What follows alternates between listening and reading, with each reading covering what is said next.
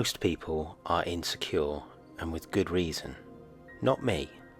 This is probably because I've had to think about who I am and who I'm not, which is something your average person generally doesn't have to do.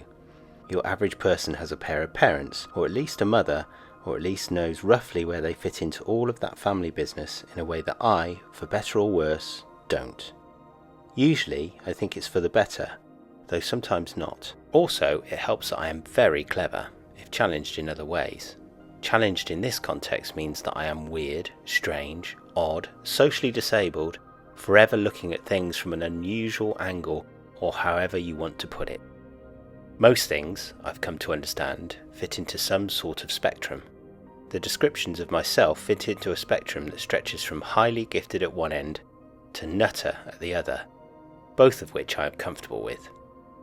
One comes from understanding and respect, while the other comes from ignorance and fear. Mrs. Willoughby explained the thinking behind both terms. Well, she explained the thinking behind the latter term, the offensive, deliberately hurtful term. The thinking behind the former, respectful judgment seemed perfectly clear and valid to me. She got that wincing expression on her face when I mentioned this, but didn't say anything.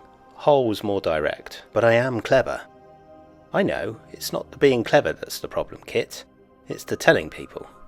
So I ought to lie. You ought to be less determined to tell people how clever you are.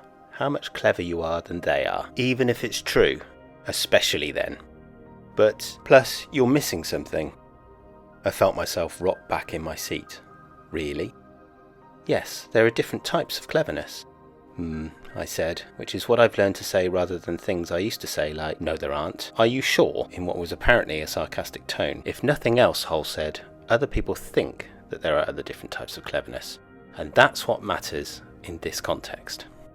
One of the ways I am clever is that I can pay very close attention to exactly what people say and how they phrase things. With Hole, this works especially well because she is quite clever too, and expresses herself well, and mostly in proper sentences. Holly is a journalist, so perhaps the habits of her trade have had an effect.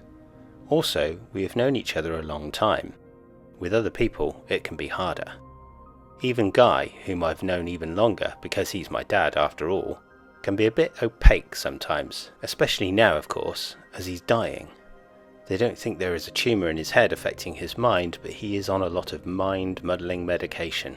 So, to return to Hole's last phrase, in this context, there was almost an audible clunk as she added these words to the